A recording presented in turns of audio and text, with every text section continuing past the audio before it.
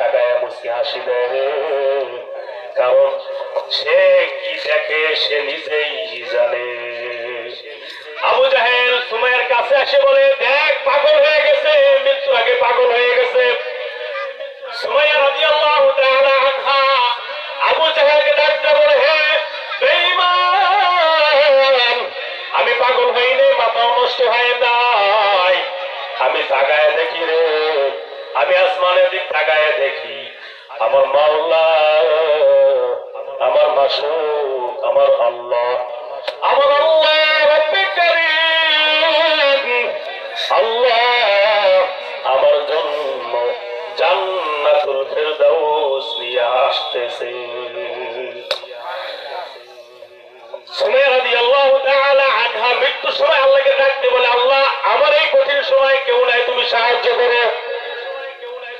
এই কথা যখন বলে মৃত্যুর সময় আল্লাহ পাক রব্বুল আলামিন ডাকতে বলে, হে সুমাইয়া, জিবরাইল আমার সুমাইয়া আমাকে দাওয়াত করছে, এই মৃত্যুর কঠিন সময় আমি আল্লাহকে স্মরণ করছে।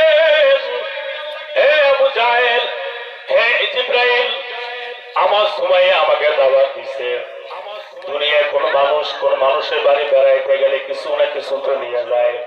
আমার সুমাইয়া একজন নারী হয়ে আমার এই ইসলামের জন্য, আমার এই দ্বীনের জন্য জীবন দিয়ে দিছে, আমার সুমাইয়ার জন্য আমি কি নিব?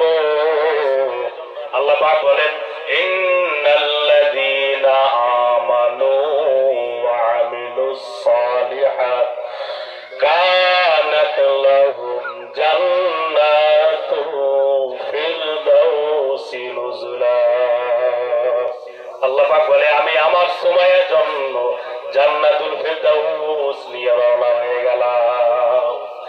এই দৃশ্য সুমাইয়া আসমানের দিকে তাকায় দেখে আর মুস্কি মুস্কি হাসে। আর এক পর্যায়ে যখন রূহটা বের হবে তখন সুমাইয়া